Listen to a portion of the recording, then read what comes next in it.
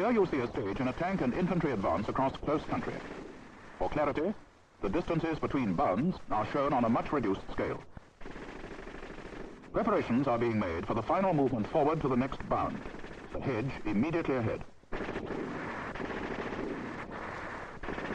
At the moment, it is being brassed up with searching fire to see if it contains anything of a suspicious nature. This fire is carefully controlled. Visa ammunition in a tank is not unlimited. As there is no indication of the enemy, the infantry section that is going into the lead moves forward.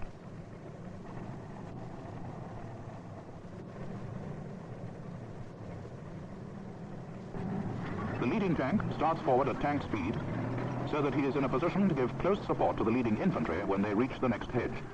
That's his job, close support for the leading sections.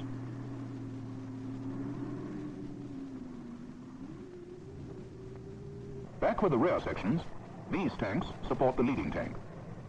Here too, the troop leader and the platoon commander are in direct contact with each other. The bound is gained and secured, and all is ready for the other leg to close up.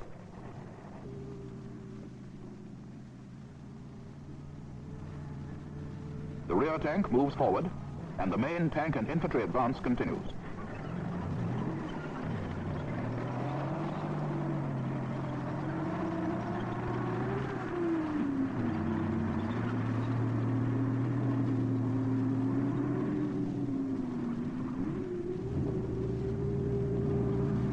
Note this rear tank.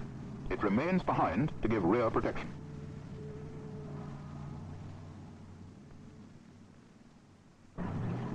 The same principles apply to a combined tank and infantry advance along a road.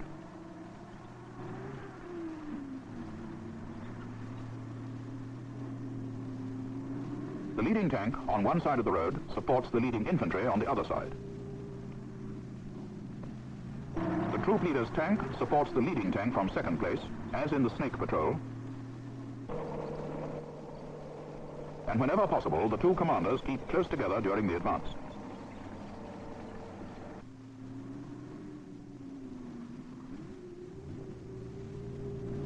Infantry and tanks each advance at their own best speed.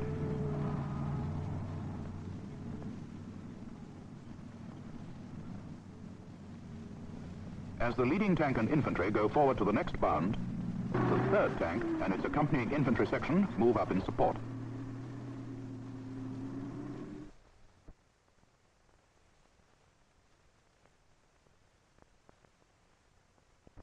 A defile is any natural or artificial feature which makes it necessary for a body of troops to narrow its front. As for instance, a bridge across a stream or river which cannot be forded. There is a battle procedure for negotiating defiles. Such places should be anticipated from the map, and as they will probably be covered by enemy fire, a cautious approach is necessary. A troop bound overlooking the defile is always occupied. Here is the next bound, this ridge on the far side of the defile. The whole troop observes it and searches it with fire, putting down smoke if necessary. The leading infantry, if available, start off for the defile, followed by the leading tank or tanks. Here we show one tank crossing at a time. The commander might send more than one tank forward, according to the nature of the ground and the extent of enemy opposition, provided that sufficient supporting fire were available. The leading tank and infantry secure the bound on the far side. Now, covered by all available fire from front and rear, the remaining tanks cross the defile, demonstrating again the essential principle of one leg on the ground.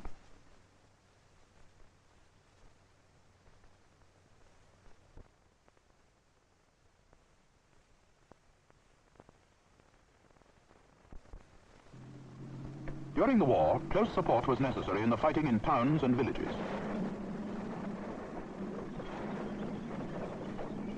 In towns, such as this, the tanks support the infantry in the streets. These are actual wartime scenes, showing Churchill tanks operating with infantry. In the case of small villages, the tanks cordon the built-up area with fire and block enemy escape routes whilst the actual house clearing goes on.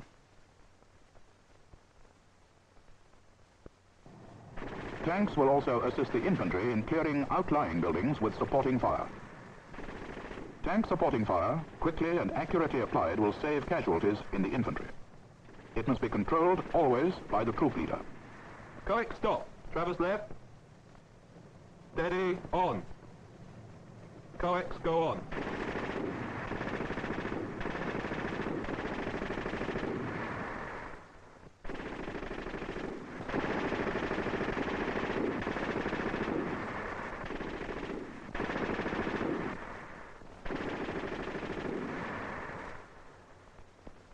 Come on!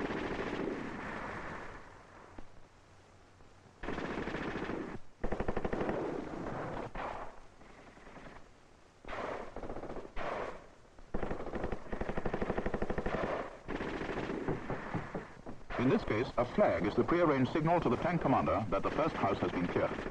The tank switches fire again, and a second section of infantry assaults the second house, covered by their own fire as well as by the tank fire. As the operation progresses, it is most probable that the infantry will need some tanks with them among the houses to provide intimate support.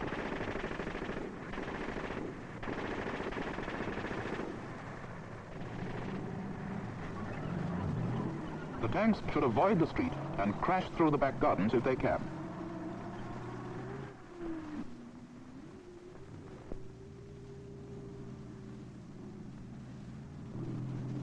Hatches are kept closed against snipers and grenades.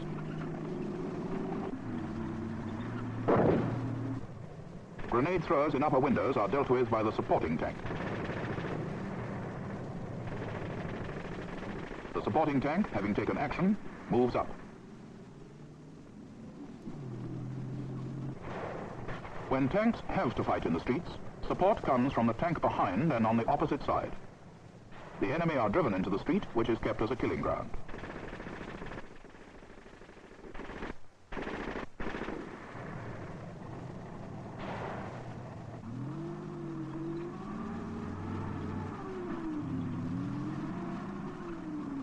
Further down the street, the tanks approach a crossroads. Street crossings are treated as troop bounds and are never crossed without examination of the streets on each side. This will be done by the infantry, who give the tanks the all clear.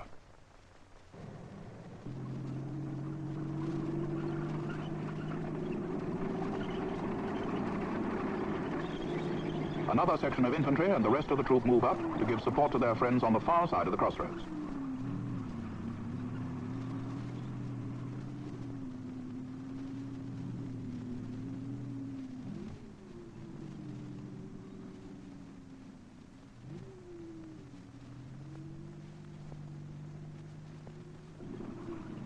To sum up, tank cooperation with infantry follows the same basic pattern as tank cooperation with tank. Accurate and quick application of fire to the target by the tanks saves infantry lives, and energetic action by the infantry can remove threats to the tanks from anti-tank weapons if the tanks have not been able to deal with them with their own fire. Each arm has its own specialized role and can do things that the other can't. Acting alone, their spheres of action are often limited. Acting together, there is little ground that they can't cover and few obstacles that they